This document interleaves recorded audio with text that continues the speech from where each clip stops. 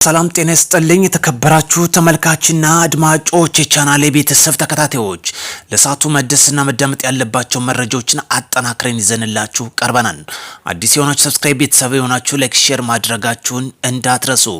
ግንቦት 27 2018 ዓመተ ምህረት ላይ እንገኛለን። አጫጭር መረጃዎችን በቀጥታ የማስደምጣችሁ ይሆናል። በባህር ዳር ዙሪያ ታጥቆ ሲንቀሳቀስ የነበረ የጽንፈኛ ቡድን መንግስት በወሰደው ኦፕሬሽን እስከ ወዲያኛው ተሰናብቷን እንዳስሷለን። ቲፒኤፍ ወይም የትግራይ ነጻ መሬት አውጭ ሐራ መሬት ላይ የተጠናከረ እርምጃ እየወሰደ እንደሚገኝ ተመላክቷል። ይህን ጉዳዮችም አያይዘን የምንዳስሰው መረጃችን ነው። በሶማሌላንድ ሞቃዲሾ ከተማ ላይ በቤተ መንግስቱ ላይ ፍንዳታ መድረሱ ተሰምቷል።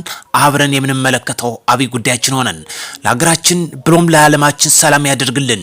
ጦርነት አይጠቅምም፣ አያዛልቅም። በሰለጠነ መንገድ ሐሳብ ልዩነቶችን መፍታት ያስፈልጋል። ለዚህ ደግሞ አማራ ነጻ እናወጣለን ብሎ በዘረፋ ቡድን የተሰማራው መንግስት በወሰደው የተጠናከረው ኦፕሬሽን እስከ ወዲያኛው አሰናብቶታል። በተለይ በባህር ዳር ዙሪያ ራሱን ሰይሞ ሲንቀሳቀስ የነበረው በነዘመነ ካሴ ሲዘወር የነበረው አጋሹ ተብሎ የሚታወቀው እስከ ግብረ አበሮቹ ድረስ አሰናብቶታል። ሰላም ይጽና፣ ጽንፈኝነትና ጦረኝነት ይውደም። መንግስት ተደጋጋሚ ሰላምን ጥሪ እያደረገ ይገኛል። አሻፈሬ ባለው ላይ ህግ ማስከበር ዘመቻውንም አጠናክሮ አሁን እየወሰደ ይገኛል። ጋሹ ተብሎ የሚታወቀው የጭሳ አባይ ብርጌድ አባልና አመራር ኃላፊ የነበረው መንግስት እየወሰደ ባለው ኦፕሬሽን እስከ ወዲያኛው እስከ ግብረ አበሮቹ አሰናብቶታል። ውድ ቻናል ቤተሰብ ተከታታዮች ጦርነት አያዛልቅም፣ አይጠቅምም። ሌላኛው ጉዳያችን የ44ኛው ክፍለ ጦር አመራርና ጤናው አስቻለ ምርጫ ለማስተጓጎል ሲሞክር ግሸን አባይ መርጦ ለማርበጅግ ነው የመከላከያ ሰራዊት አሰናብቶናል። ጤናው አስቻለው ማለት የእድሜ ልኩን በሰከላ ጃቢ ጠና ቡሬ ወንበረ ወለጋ እያለ ሲንቀሳቀስ እንደነበረም ይወጣሉ መረጃ ያመላክታል። ሌላኛው ጉዳያችን ቲፒኤፍ ወይም የትግራይ ነጻ መሬት አውጭ ስልጣን አይፈልግም። ነገር ግን የትግራይ ህዝብና ወጣት ነጻ ለማውጣት ላይ ተቀን እየሰራ የሚገኝ ኃይል ነው።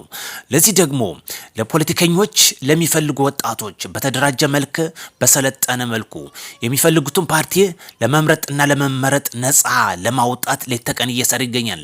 ዛሬም ኃይሉን በማጠናከር ወደ ምዕራብ ትግራይ እየተንቀሳቀሰ እንደሚገኝም ከህዋት ታጣቂዎች ጋርም እየተፋለመ እንደሚገኝ የወጣለው መረጃ በግልጽ ያመላክታል። ህዋት እድሜ ልኩን ስልጣን አይቀይ በትግራይ ደም ወጣት እየነገደ በብሔር ምክንያት አድርጎ የተንቀሳቀሰ የሚገኘው ቡድን ለማስወገድ ለተቀን እየሰራ ይገኛል። በሶማሌላንድ ዋና ከተማ ሞቃዲሾ ውስጥ በሚገኘው ቤተ መንግስት አቅራቢያ ከፍተኛ ተኩስ ድምጽ መሰማቱ ተዘግቧል። ከሶማሌላንድ ፕሬዝዳንት መቀመጫ ቪላ ሶማሌ ቅርብ ርቀት ላይ በአንዳንድ የመዲናው አካባቢዎች ተኩስ የተነሳ መሆኑ የወጣሉ መረጃ ያመላክታል።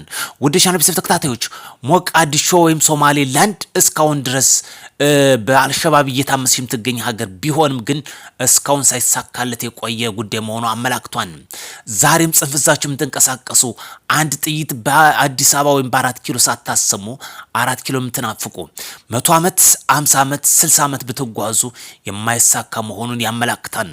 ጋ አንድ ነገር ማስታወሱ በቂ ነው። በሰሜን ጦርነት ጊዜ መንግስት ከውጭም ከውስጥም ተጽዕኖ በተደረገበት ጊዜ የአሜሪካ የጦር መሳሪያ ማዕቀብ፣ ማንኛውም የንግድ እንቅስቃሴ ማዕቀብ እያማቀቀት በሚገኝበት ጊዜ መንግስት ያውሉ እገዳና ያውሉ ፈተና ተቋቁሞ ዛሬ ትጥቁን ደረጃ በማሻሻል ማዕቀቦችን በማስነሳት ጠንካራ ዲፕሎማሲያዊ በመገንባት ዛሬ ትልቅ ደረጃ በደረሰበት ጊዜ ይሳካም ብላችሁ የሚታስቡ የልም ሩጫ እንዲሆንባችሁ በቅርብ ትረዱት መልካም ነው እላለሁኝ። ሰላም ለሀገራችን ያድርግ። ጦርነት ለሀገራችን ለዓለማችን አይጠቅምም።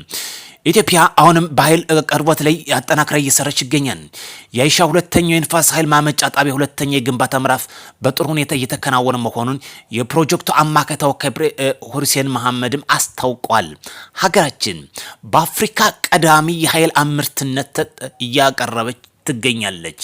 ኢትዮጵያ የምስራቅ አፍሪካ የአረንጓዴ ኃይል አቅራቢ የአየርን ለውጥ መከላከል ድንበር የለውም። ተቋማችን ለሀገር ውስጥም ፍጆታ የሚውል ኃይል ከማመንጨት ባለፈ ንጹህ ታዳሽ የሆነ ኤሌክትሪክ ኃይል ለጎረቤት ሀገራት በማቅረብ ቀጣናዊ ትስስርን በማቅረብ ቀዳሚው ቦታ እየያዘች ትገኛለች።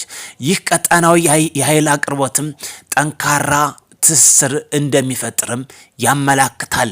ይህ ሁሉ በጣም ግርግር የሚፈጥሩት የግብፅን አጀንዳ ለማስፈጸም ነው። ግብፅ ኢትዮጵያ ተረጋግታ ኢኮኖሚያ እንዳታሳልጥ አሁን መንግስት ምርጫ በኋላ በተረጋጋም ጉዳይ ሲጠናቀቅ ቀጣይ የሚሰራቸው ፕሮጀክቶች አሉ። በተለይ በአባይ ተፋሰስ ጉዳይ ግብጽ በጣም እያሳበዳት የሚገኝ ይህ ጉዳይ ነው። ለዚህ ደግሞ እንደ ዋነኛት መሳሪያ የምትጠቀምበት የውስጥ ባንዳዎችን ነው። ስለዚህ ይህ ጉዳይ አይሳካላችሁም። የዓለም አቀፉ የገንዘብ ድርጅት IMF ለኢትዮጵያ ተጨማሪ 460 ሚሊዮን ዶላር ለመልቀቅ በሰራተኞች ደረጃ ስምምነት ላይ መድረሱም ይወጣሉ ያለው መረጃ ያመለክታል። ይህ ሁሉ የሚደረገው ኢትዮጵያ በምትፈጥረው ጠንካራዊ ዲፕሎማሲ መሆኑን የተሰማ የሚገኘው ለሰብአዊ ድጋፍ እና ለመድኃኒት አቅርቦት የሚያገለግሉ 28 የጭነት መኪኖችና ለጥቅል የከርሰ ምድር ውሃ መቆፈር የሚያገለግሉ ለቀይ መስቀል ማህበር ማስረከቡም ተመላክቷል። ኢትዮጵያ በዓለም አቀፍ ደረጃ ተሰሚነቷን ከፍ እያደረገች ትገኛለች። ለዚህ ደግሞ መንግስት የሚያደርገው ጠንካራዊ ዲፕሎማሲ መሆኑ ነው የሚያመላክተው። በኦማን ባህረ ሰላጤ የአሜሪካ ወታደር መርከብ ላይ ጥቃት መሰንዘሩ የኢራን መንግስታዊ መገናኛ ብዙሃን ዘግቧል።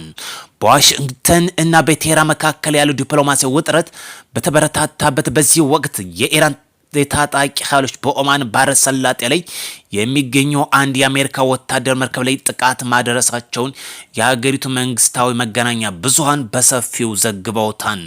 ይህ ጉዳይንም በኩዌት ዓለም አቀፍ የአውሮፕላን ማረፊያ ላይም የተሰነዘረው የድሮን ጥቃት የሚያሳዩ ምስሎች በይፋ አሳይቷል። በተለይ ለደህንነት ስጋት ነው የምትላቸውን እርምጃ እየወሰደች ይገኛል። በዚህም በኩዌት ዓለም አቀፍ የአየር ማረፊያ ላይም እርምጃ ወስዳለች፣ በኦማን ላይም እርምጃ ወስዳለች። ይህ ጉዳይ ውጥረቱን ከፍ ያደርገው እንደሚችል እዚሁ መረጃዎች ያለ ወጣ ያመላክታል። በተለይ በዓለማችን ደረጃ የሚደረጉት እነዚህ የጦር እንቅስቃሴዎች ለህልውና ጉዳይ ወይም ደግሞ ለብሔራዊ ጥቅማቸው ነው። ወደ ራሳችን ስንመለስ አባይ የህልውናችን ጉዳይ ነው። ለዚህ ደግሞ ታዳሽ ኃይል ማቅረብ እንዲሁም የራስን በምግብ ዋስትና የማረጋገጥ ጉዳይ እጅግ አስፈላጊ ነው። ግብጽ ይሄ እንዳይሳካ የውስጥ ባንዶችን እየተጠቀመች ትገኛለች። የሸኔ ፋኖ የህወሓት የሚባሉ የዳቦ ስም የተሰጣቸው በህልውና ስም የሚነግዱ የግብጽን አጀንዳ የሚያስፈጽሙ ባይዘወይ ኢትዮጵያ ያለመችውን አቅዳ እየሰራች ትገኛለች። ደግሞ አይሳካላቸውም። ለምን ቢባል ሁለት ነገር አንድ ማንሳት አስፈላጊ ነው።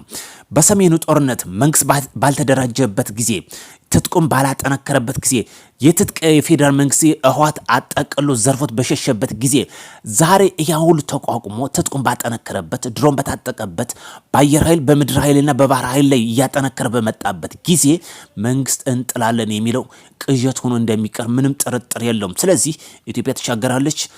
ሰላምን በእርግጠኝነት 100% ይረጋገጣል። የሁሉ ግርግር የሶሻል ሚዲያ ጋጋታ ነው። እዛ ውጭ የሚመጣ ለውጥ አለመኖሩን ያስረዳን። ሰላም ቀን እንዲሆንላችሁ እመኛለሁ። ጦርነት ይውደም። ሰላም ለሀገራችን ያድርግ።